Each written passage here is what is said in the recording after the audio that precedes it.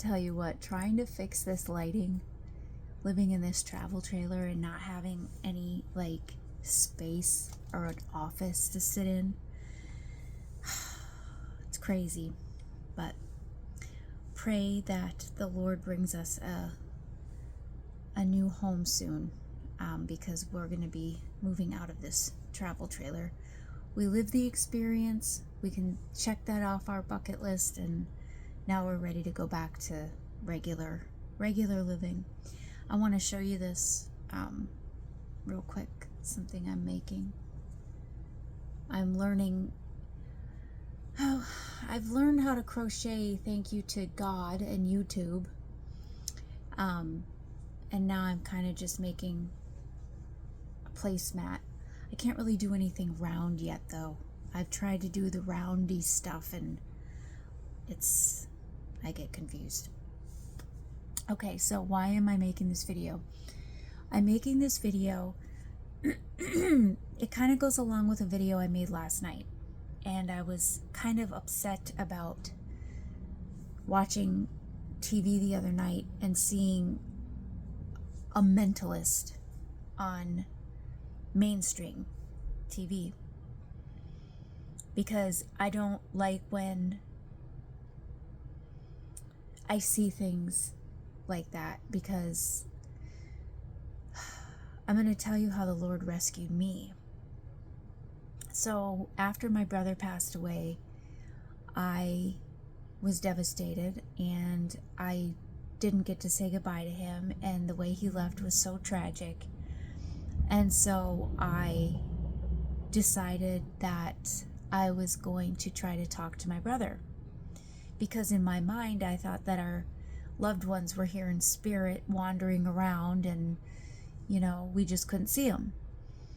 And I heard stories about people who could talk to spirits, and nothing.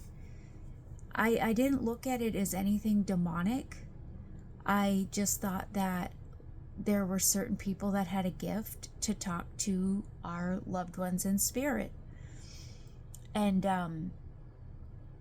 I honestly did not think it was a bad thing. I thought it was all a part of a gift from God that these people had.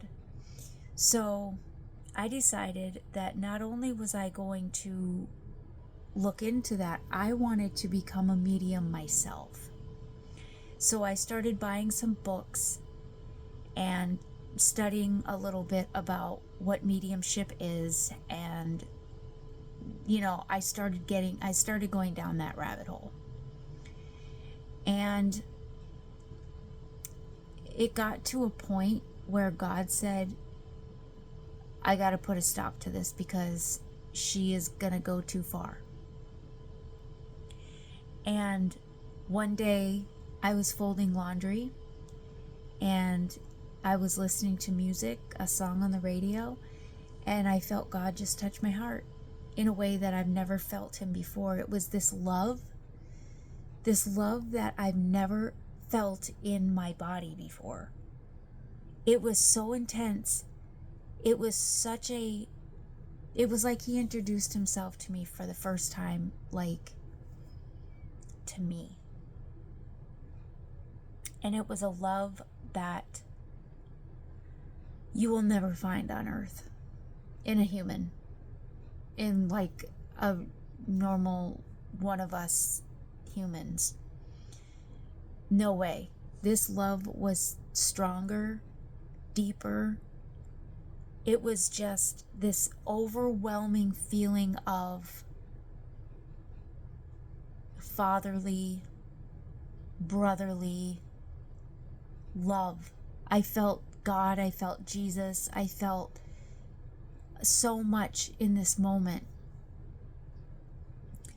And it changed me. And nobody ever told me that mediumship was wrong. God did.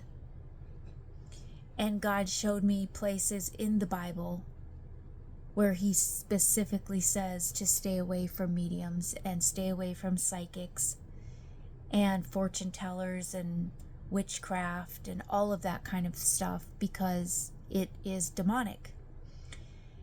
These mediums that people pay to see and get readings from, they're not talking to our loved ones in spirit. They're talking to demons pretending to be our loved ones. And so either the medium knows this, but they're deceiving us, or the medium themselves are deceived and they really truly think that it's our loved ones. Jude, the book of Jude talks about this a little bit. He says, but these people scoff at things they do not understand, like unthinking animals. They do whatever their instincts tell them, and so they bring about their own destruction. What sorrow awaits them, for they follow in the footsteps of Cain, who killed his brother. Like Balaam, they deceive people for money. And like Korah, they perish in their rebellion. There's other places in the Bible too. There's Leviticus, I believe, is another area in the Bible where we are strongly told to stay away from any type of... I don't have it in front of me.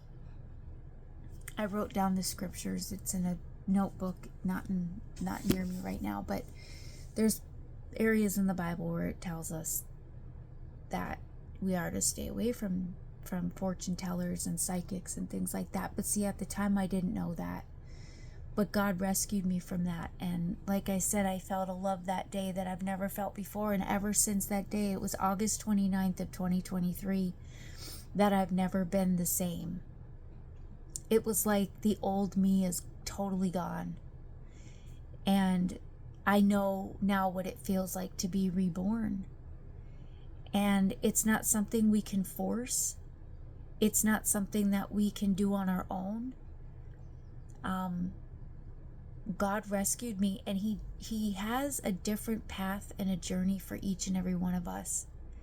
And that just happens to be, this just happens to be my journey and the way it happened for me as far as how I was reborn. He showed me in my errors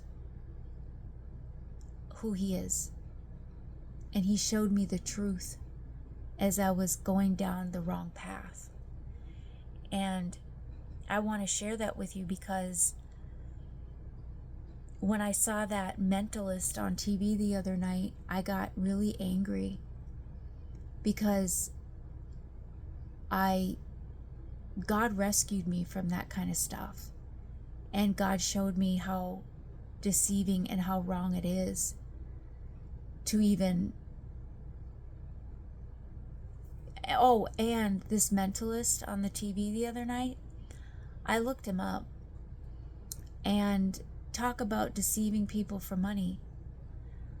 He charges $150,000 a session, according to Google.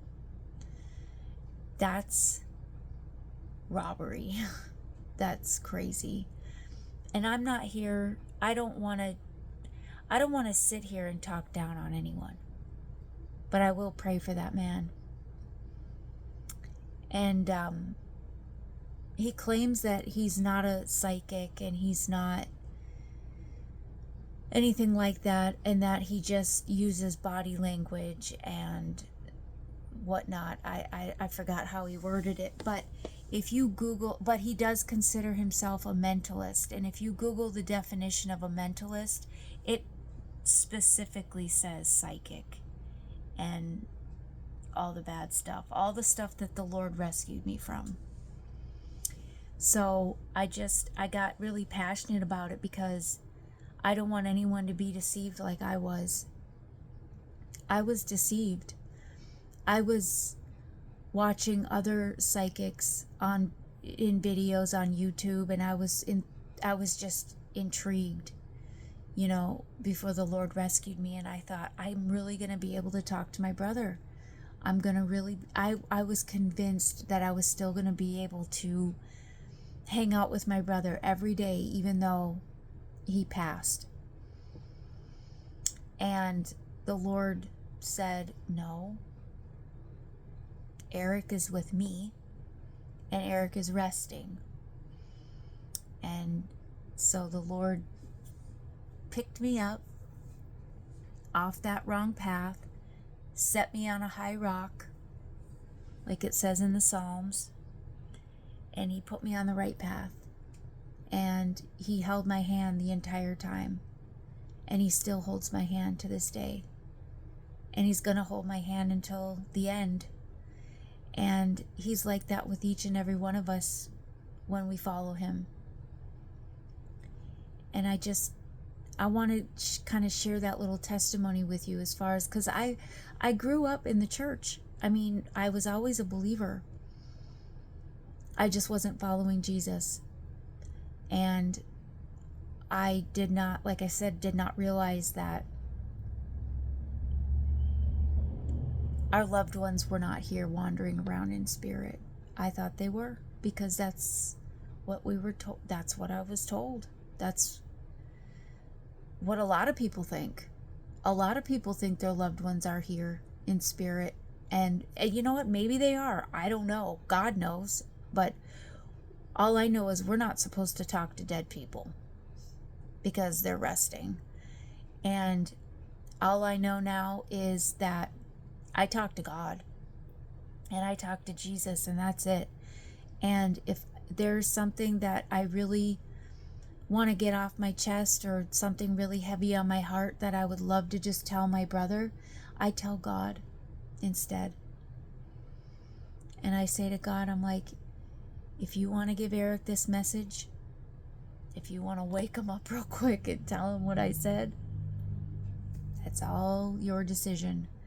But I know now how dangerous it is to summon spirits, because the only spirits that are wandering around on this earth are unclean.